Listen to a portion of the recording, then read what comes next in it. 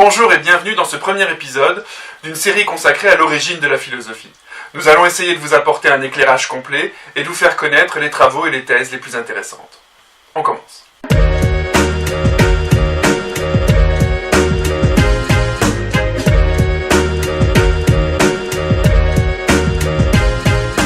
Alors, ne vous attendez pas à ce que je couvre en 6 minutes tous les présocratiques de Thalès jusqu'à Démocrite.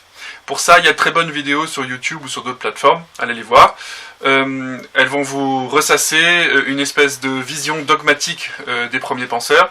Moi, ce qui m'intéresse, c'est vraiment de prendre les premiers penseurs dits ioniens, donc Thalès, Anaximandre et Anaximène de Milet, Xénophane de Colophon et Héraclite d'Éphèse. Et avec ces philosophes, essayer de montrer justement quel problème pose l'origine de la philosophie. Et surtout, quel problème pose la philosophie dite archaïque. Alors, archaïque, ça ne veut pas dire désuet, vieux et inutile, non. Archaïque, d'abord, c'est un terme qui vient des historiens pour désigner une certaine période de la Grèce antique, donc avant l'ère classique, on parle d'ère archaïque, et avant, il y avait les Dark Ages, enfin les âges sombres de la Grèce. On se croirait dans le Seigneur des Anneaux. Si pour ma part j'utilise cette expression de philosophie archaïque, c'est parce que dans le mot il y a la racine arché, donc principe, commencement. Et c'est évidemment ici tout à fait adéquat de l'utiliser pour désigner donc l'origine de la philosophie. Et si nous voulons prendre au sérieux la question de l'origine de la philosophie, il faut d'abord mettre les choses au clair, à savoir que tous les bouquins que vous allez lire sur les présocratiques, en tout cas tous ceux qui vont essayer de les vulgariser, vont vous présenter une interprétation où ils vont essayer de faire une synthèse de tous les fragments pour vous donner quelque chose de cohérent. C'est parfois bien fait, c'est pas la question, et nous vous en présenterons quelques-uns. Mais le fait est que chaque fragment n'a pas la même valeur. Des fragments qui viennent de 1 ou 2 siècles après Thalès ou Anaximandre n'ont pas la même valeur que ceux qui viennent 8 siècles plus tard. Je vous rappelle que à partir d'aujourd'hui, 8 siècles avant, c'est-à-dire le 13e, le 14e siècle, même si on a les textes, on aurait quand même beaucoup de problèmes. Donc ces fragments, il faut vraiment d'abord les examiner, et de ce fait, il est impossible de simplement les lire, d'en analyser le langage, et de croire ainsi pouvoir reconstituer une pensée qui échappe même aux textes qui nous les transmettent. Entrons dans le vif du sujet. Si nous cherchons l'origine de la philosophie, il faut déjà avoir une définition de départ de la philosophie. Alors, est-ce que la philosophie, c'est une connaissance rationnelle, c'est-à-dire qui participe au développement de la science et à l'exercice de la raison? Bien. Dans cette définition, il y a 2 problèmes. D'abord, l'idée de progrès, et deuxièmement, cette notion de raison. L'idée de progrès d'abord, parce que si on considère que l'histoire des idées est une progression, une amélioration constante de la pensée pour saisir la vérité, je ne sais pas encore ce que c'est, mais bon, on va dire comme ça, eh bien, à ce moment-là, les présocratiques ne sont pas intéressants à étudier. Ils sont un début, et donc, il vaut mieux aller voir la fin. C'est eux qui sont les plus proches de la vérité. Ok. Et l'idée de raison, là, c'est extrêmement dangereux, car ça peut faire référence à un principe transcendant, divin, qui tout d'un coup se réveille au fur et à mesure, et qui, par exemple, à partir de Platon, commencerait à avoir conscience d'elle-même, et donc à révéler la vérité. Donc tout ça, c'est déjà mettre une métaphysique à la base de notre recherche, ce que nous ne voulons pas. Donc il faut aller chercher une autre définition. Une autre conception possible, plus subjective, est celle de faire de la philosophie une conception de la vie, une conception du monde, qui permettrait au philosophe d'orienter sa pratique. Et donc la philosophie ici serait principalement morale. Le philosophe serait donc celui qui sait quand agir, comment agir, pour obtenir les résultats les plus bénéfiques pour lui-même, pour la société, pour le cosmos, voire pour les dieux. Le problème de cette définition, c'est qu'elle suppose donc de connaître les biographies des présocratiques. Or, de ces penseurs, on ne connaît fondamentalement rien. On a évidemment des témoignages, principalement de Diogène de Laërce, mais ils sont toujours sujets à discussion et on ne peut être sûr de rien. Et il y en a même certains qui sont complètement absurdes. Donc voilà, cette conception-là ne fonctionne pas non plus, elle demande des connaissances que nous ne pouvons pas avoir. Et c'est à cause de lui, et ses contemporains, que le philosophe va devenir justement cet homme en quête d'une sagesse qui rime avec spiritualité, prodiges mentaux, prodiges physiques, et surtout un contrôle ou une maîtrise absolue sur son corps et ses passions. Mais cette image-là n'est pas la sagesse archaïque. Cette image-là, c'est celle du sage stoïcien. Et un bon exemple pour ça, c'est l'origine du mot philosophie. Et ça a fait bander beaucoup de spécialistes, à savoir que Cicéron, dans les Tusculanes, raconte que le mot philosophie aurait été inventé par Pythagore. Bon, fantastique, c'est une histoire qu'on vous raconte pendant vos études, vous l'acceptez.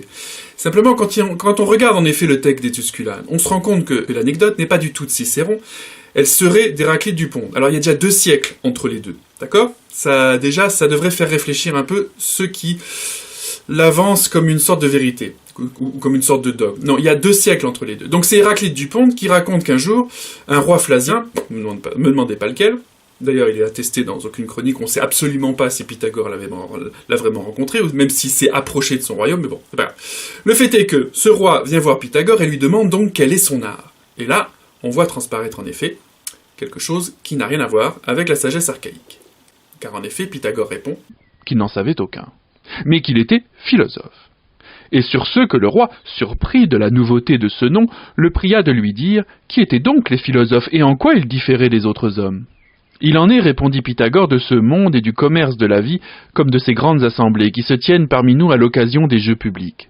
On sait que dans le concours de ceux qui s'y rendent, il y a des gens qui n'y sont attirés que par l'envie de se distinguer dans les exercices du corps et d'y mériter la couronne.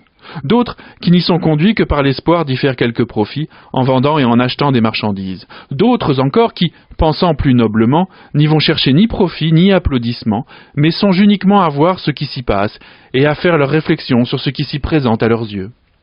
On en peut dire autant de tous les hommes qui, passant d'une autre vie en celle-ci, comme on passe d'une ville ou d'une assemblée dans une autre, y apportent tous des vues différentes. Car tandis que les uns cherchent la gloire et les autres les richesses, il y a une troisième espèce d'hommes, mais peu nombreuse, qui, regardant tout le reste comme rien, s'applique principalement à la contemplation des choses naturelles. Ce sont ces derniers qui se disent philosophes, c'est-à-dire amateurs de la sagesse. Et comme à l'égard des jeux, il n'est rien de si honnête que d'y assister sans aucune vue intéressée, de même en ce monde, la profession la plus noble est celle d'une étude qui n'a d'autre but que de parvenir à la connaissance de toutes choses. Ah, le philosophe qui jette un regard sans haine ni passion sur le monde. Cette histoire, c'est une image d'Épinal. Rien dans la littérature du 7e ou du 6e siècle avant Jésus-Christ ne permet de confirmer que le philosophe ait en effet été considéré comme le pense Cicéron, ou Héraclite du Pont. Nous nous trouvons ici devant un paradoxe, à savoir, pour comprendre l'objet dans le passé, il faut utiliser des catégories présentes. Or, en utilisant des catégories présentes, on défigure finalement l'objet de notre recherche. Donc, certes, on appelle ça un cercle herméneutique, on verra ça la semaine prochaine. Mais en tout cas, il nous faut ici un postulat pour en sortir. Pour prendre un exemple tout simple, un homme perdu dans le désert tente de s'orienter en recherchant l'étoile du Nord. Il décide de postuler que la première étoile qu'il perçoit indique le Nord. Vous voyez bien qu'ici, cette définition est tout à fait incertaine. D'abord, s'il sait ce qu'est une planète, il va vite se rendre compte que l'étoile qu'il suit n'est pas fixe. Et deuxièmement, au lever du soleil, il va découvrir où est l'Est, et donc il découvrira que c'est faux et corrigera son postulat en essayant de l'affiner et en trouvant peut-être l'étoile du Nord la nuit suivante en suivant la bonne direction. Le postulat n'est pas un principe, ou tout au moins c'est un point de départ qui doit être contredit ou confirmé par l'expérience et la recherche. Ainsi, il y a autant de définitions de départ de la philosophie qu'on veut. D'ailleurs, ça dépend de l'époque et du philosophe même. Il est possible de projeter tout et n'importe quoi sur ce tableau de 2700 ans d'histoire. Et c'est pour ça que vous aurez une interprétation des présocratiques hegélienne, structuraliste ou même heideggerienne. Mais il est aussi possible de gratter plus ou moins toutes ces définitions et de remonter à la définition qui était celle de cette époque. Car même si le mot n'existe pas, ou n'existait pas, il y avait un sens exprimé dans la polysémie du mot Sophia. En bref, c'est une véritable archéologie intellectuelle que nous nous proposons de faire. On va gratter les couches les unes après les autres, jusqu'à la dernière, qu'on ne trouvera pas de toute façon. Chercher historiquement quelque chose, c'est être capable de discerner un avant et un après. Et dans le cas de la philosophie, c'est de trouver le moment où quelque chose apparaît qui n'est ni de la religion, ni du politique, ni de la littérature. Et cet événement a bien eu lieu, car si l'on prend Aristote et Platon, ces deux grands penseurs se réfèrent constamment à des pères fondateurs qui ne sont pas Homère ou Hésiode, qui ne sont pas des grands prêtres, qui ne sont pas des gens de l'oracle de Delphes, mais qui sont bien des philosophes, des Thalès, Anaximandre, Héraclite, etc. Donc, postulons comme définition minimum, ou comme définition de départ de la philosophie, qu'il s'agit ici d'une réflexion critique, cohérente, et qui va s'attacher à problématiser l'action, la connaissance, le monde. Cette définition n'est pas non plus parfaite, car elle suppose que, avant la naissance de la philosophie, il n'y avait pas de réflexion critique. Or, c'est faux, et c'est cela qui va être extrêmement intéressant, c'est que cette définition de la philosophie va dépendre de conditions extérieures à elle-même, et qu'il va falloir définir. Alors, comment aborder l'avant de la philosophie naissante ? Pour cela, l'étymologie est inestimable. Alors, l'étymologie, pas au sens de Heidegger, c'est-à-dire que ça ne m'intéresse pas de rechercher l'essence des choses. Pas du tout. L'étymologie ici, c'est l'étude des actes de parole dans leur contexte historique ou l'étude des mots, du langage, qui ont permis de désigner certaines réalités à une certaine époque.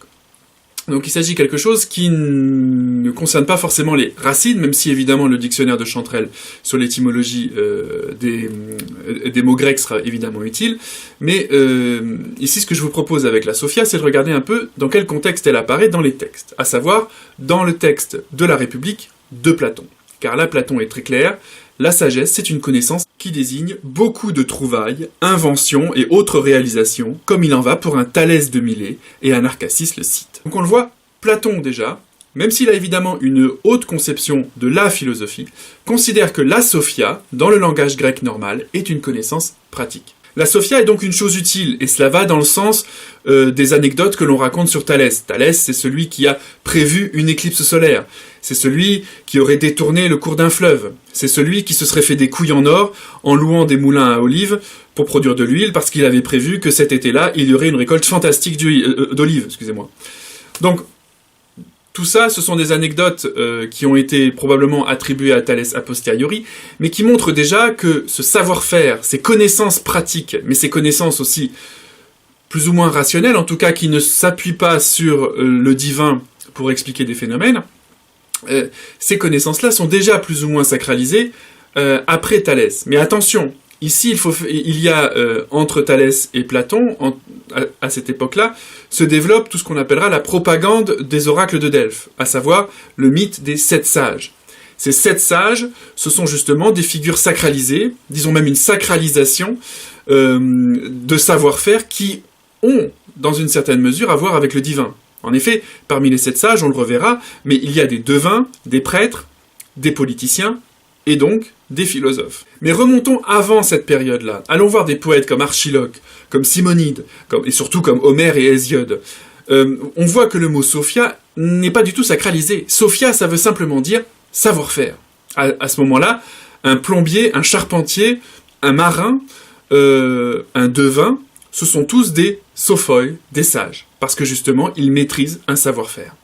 Donc, si à cette époque-là, le mot philosophos avait existé, ce n'est pas le cas, en tout cas on n'en a aucune occurrence, mais le fait est que s'il avait existé, il aurait signifié un effort, un amour, allez, disons-le, pour un savoir-faire, un certain savoir-faire, puisqu'il s'agit ici apparemment d'un savoir-faire, d'un savoir-dire, le cosmos. Et là, le rapport à l'oralité, à la poésie sera évidemment essentiel. Il n'y a pas que le mot philosophie qui pose problème, mais vous voyez, on a réussi à reconstruire plus ou moins ce que ça pouvait être au XVIe siècle. Il y a aussi le mot origine. Et ce mot-là est important pour savoir ce que l'on cherche. Le problème, c'est que c'est un mot qui est chargé d'implicites politiques qui ont conduit pas mal de chercheurs à essayer de montrer que l'origine de la philosophie, qu'ils comprennent comme l'origine de la pensée, ce n'est pas le cas, serait donc non pas européenne, mais africaine, asiatique ou autre. Une telle attitude, une telle recherche, de tels présupposés sont absolument absurdes. Car en effet, la Lyonie du VIe siècle avant Jésus-Christ n'est pas européenne. D'ailleurs, les catégories d'Europe, d'Afrique, d'Asie n'ont aucun sens. Il y a Lyonie, l'Égypte, la Mésopotamie ou la Perse, il y a des royaumes barbares un peu partout autour. Mais cet européocentrisme n'a absolument aucun sens. La pensée et la philosophie n'est ni européenne, ni africaine, ni autre, elle est ionienne. Et cette ionie nous oblige à tous à nous décentrer de nos préjugés européocentristes, africanocentristes ou autres, pour essayer d'en dégager véritablement la distance interculturelle. Car considérer cette origine, considérer l'origine de la philosophie, c'est comme considérer une culture étrangère. Cette culture appartient à tout le monde parce que justement, elle représente une étrangeté pour tout le monde.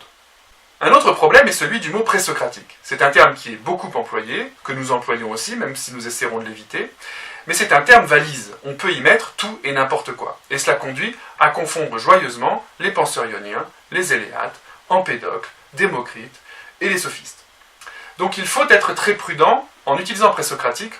On manque de précision. Donc le terme présocratique a tendance à poser Socrate comme une espèce de modèle, comme une espèce de Jésus laïque. Et donc cela conduirait à penser que de même que Jésus était le début de la véritable religion, Socrate serait le début de la véritable philosophie. Et donc avant Socrate, ce sont des penseurs auxquels on peut s'intéresser, mais qui ne sont pas fondamentalement intéressants. Une telle attitude est stupide, intenable, voire idéologiquement suspecte. Car d'abord, Socrate n'a rien écrit, donc on n'a absolument aucun écrit de référence qui permettrait à ce moment-là de dire, voilà, là, on a une coupure épistémologique, c'est-à-dire vraiment quelque chose de nouveau au niveau de la pensée. Deuxièmement, il y a des pré-socratiques qui ont vécu en même temps que Socrate, par exemple Gorgias, ou même qui ont survécu à Socrate, par exemple Démocrite. Donc il est complètement stupide de considérer que Socrate serait ici une référence, un modèle, ou en tout cas un changement de paradigme. En fait, on n'en sait rien. Mais malheureusement, les aléas de l'histoire ont plus ou moins donné raison à ceux qui pensent que la tradition socratique est la première tradition véritablement philosophique.